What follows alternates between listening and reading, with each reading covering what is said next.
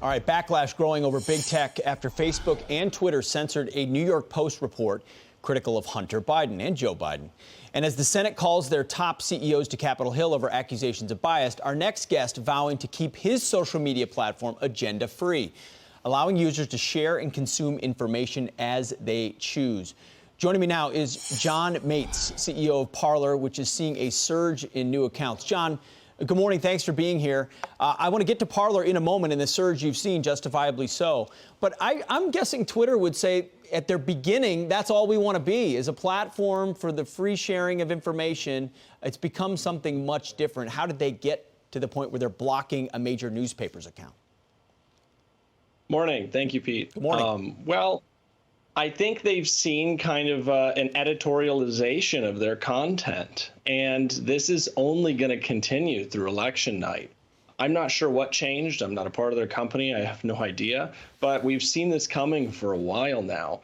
And on election night, Parler is going to be your home, right? Twitter's going to be editorializing your content. Facebook's going to be throttling you, and YouTube is going to be deleting your videos. We needed an alternative, and that's why we're here, is to provide people with a true online town square for discussion. John, and Parler has seen a big surge, 3.5 million accounts added since March. I believe it's now upwards of 4 million. How have you been able to grow that? Is it really people fleeing Twitter and saying, we just want to be a part of somewhere where we can actually talk?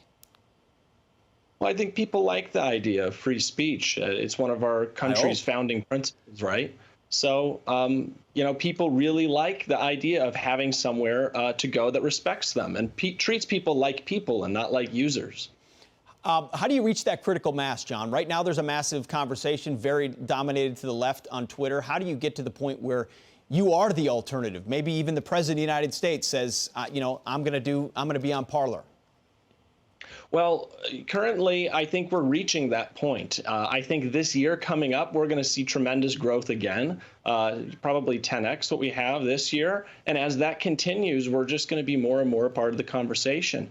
And especially with what's going on, I mean, these platforms are really making it easy for us every time they keep banning people. And it's horrible what they're doing to this country. But it's true. Your best advertising is exactly what these other platforms are doing. The site is Parler. Check it out. John Mates, thank you so much for your time. Thank you. And my last point is, if the president wants to make an election night prediction, he's welcome to parlay about it.